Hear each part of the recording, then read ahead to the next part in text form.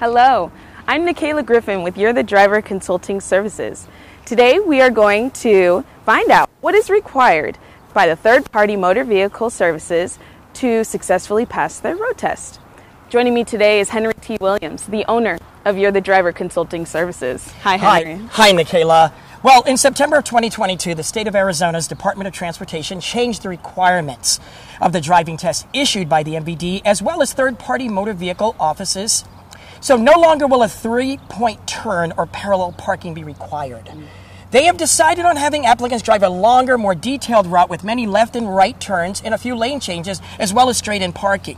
Henry, what would be the reason for them to change the testing process? Well, Nikayla, ADOT, the Arizona Department of Transportation, conducted a study over a few years' time frame. And what they've determined is that many accidents were caused by drivers not being in control of their car, making full stops, and adhering to the speed limit regulations.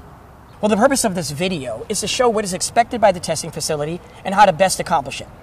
And get your driver's license. Before you're taken out on the road, the tester will want to see you demonstrate various features of the car. They will ask you if you can operate the left-right turn signal, windshield wiper, horn, high beam flasher, and an assortment of other items which we will train you on before practicing the route. Henry, if the person testing is nervous, is it okay to talk aloud about what they are doing to help stay focused? Absolutely, Nikayla. If you talk while driving, you'll concentrate more on the task and not be as nervous.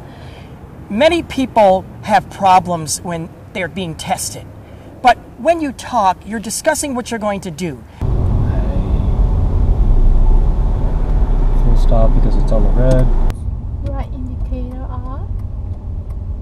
Making a full stop at the stop sign. You're focusing on the task, and the other things around you don't matter as much. It's been proven that when people do that when they're testing with us, they get much higher scores. That's a great question.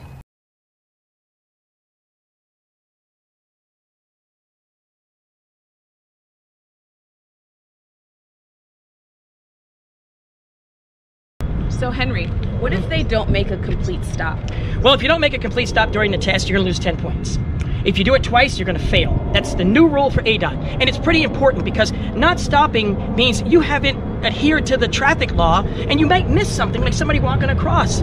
So we tell our students and clients all the time, make full stops. The reason why we videotape the test is so that if they say you didn't, we can prove you did. But if you say you did, we can prove that you didn't. So always make full stops.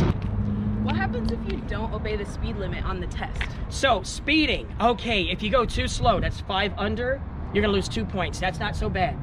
But if you go 5 over, do you know what the amount is? 10. 2 of those, and you're on the verge of failing. So obey the limits. They're posted everywhere. If you don't know, you'll know when we practice it, because we're gonna go over it over and over until you get it in your head what speed to go. And in the car, there's a GPS, so they know the exact speed you're traveling. No more guessing, because when you guess, you make a mess, but when you measure, you have something to treasure. Henry, what happens if they fail the test? What do they do? Okay, so we have a procedure for that. They retest. We charge for it, we have to, as the testing agency does as well. But they will practice it again, and most people that fail the first time pass the second because they've realized, oh, I see what I've done, too fast, too slow, this, that, or the other. And they work on that. Sometimes failing is good. It shows you your faults and how to fix those. Because whatever happens here is a test. You want to be ready for real life driving. You don't want to make those mistakes on the road. Thanks for those questions, Nikayla. You're welcome. Thank you, Henry, for that most informative discussion on taking the driver's test at the third-party motor vehicle services office. Check out our Facebook page, You're the Driver, for more content. For You're the Driver Consulting Services, I'm Nikayla Griffin. The most you can miss is 20 to pass. You missed 14, so you still passed the test. Okay? I win! You did. You did. Congratulations.